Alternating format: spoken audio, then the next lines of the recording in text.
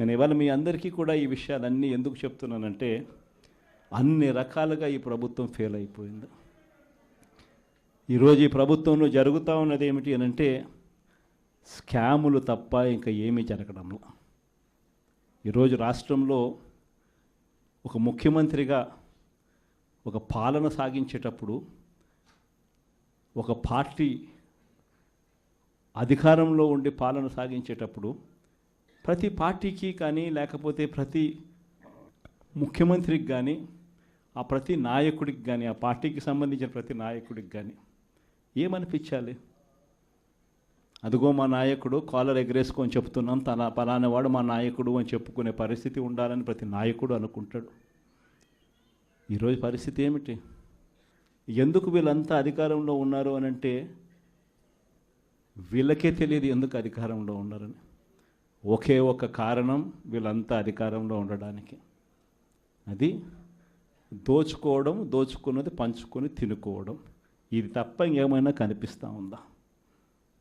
ఈరోజు liquor scam, మద్యం scam, ఇసుక స్కామ్, ఈరోజు నియోజకవర్గంలో ఏమి జరగాలన్నా, మైనింగ్ జరగాలన్నా, నియోజకవర్గంలో ఫ్యాక్టరీ నడపాలన్నా, ఈరోజు ఏది జరగాలన్నా ఎమ్మెల్యేకి ఆయనకి ఎంత ఇవ్వాలా, ఎమ్మెల్యే చంద్రబాబు నాయుడు గారికి ఎంత ఇవ్వాలా.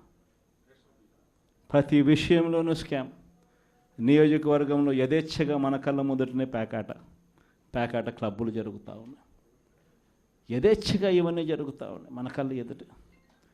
ప్రశ్నించే స్వరం ఎవరైనా ప్రశ్నిస్తే ప్రశ్నిస్తారేమో అని, ప్రశ్నించకూడదు అని ఏకంగా చిన్నపిల్లలను కూడా చూడుకోకుండా వాళ్ళందరినీ సోషల్ మీడియా కింద 111 సెక్షన్ పెట్టి, అంటే ఆర్గనైజ్డ్ క్రైమ్ అంట.